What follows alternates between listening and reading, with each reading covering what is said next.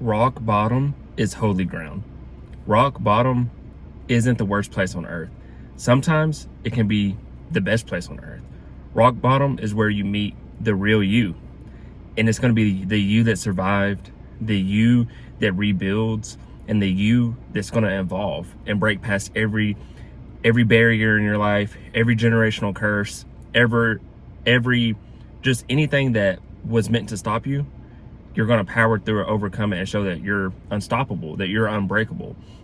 And sometimes God lets you go to rock bottom so that you can see that he's at rock bottom, but that you get to meet your real self, that you that I just explained, that is an overcomer, that is a victorious person, that is somebody that is unstoppable with the right mindset. But sometimes you have to go in that valley and learn a lot about yourself and learn that you are strong and that, you know, your scars are beautiful and that everything you've been through is in your best interest, and it was to help you rebuild. It was help you to evolve, to grow, to come out and have more courage, more strength, more resilience, more tolerant to pain and all this stuff. Because if you're always just at the top of the mountain, you don't really have any adversity. You don't really have anything that's building you. You don't have anything that's testing you, testing your mind, testing your might.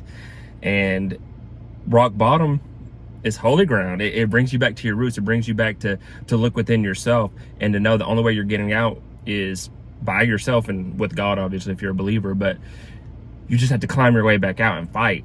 And there's a beautiful thing in that. There is a great, I don't know, somebody that comes out and claws their way out. It's just a success. And we love success stories, like rags to riches stories, people that were, you know, started from nothing and became something, and they built themselves, and they didn't let excuses dictate their life. They didn't let excuses, shortcomings, all these things.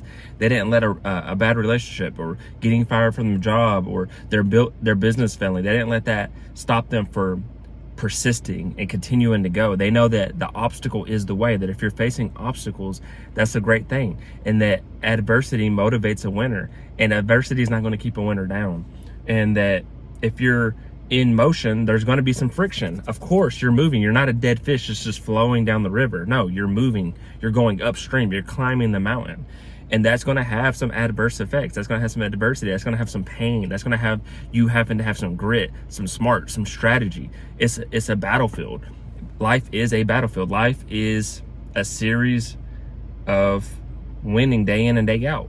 And it starts with you looking yourself in the mirror, because that's the first big obstacle to overcome. And sometimes when you go to rock bottom, it takes you out of the normal roots of society, and you're forced to look in that mirror again. You're forced to look at the man or woman in that mirror and decide, are you going to cowboy up? Are you going to get up and move and make something shake?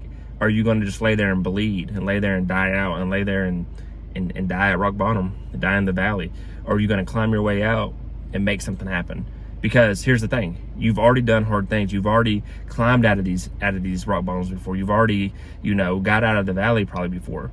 And sometimes life humbles you. Sometimes God, the universe, tests you, and they put you back down there just to see what you're really made of.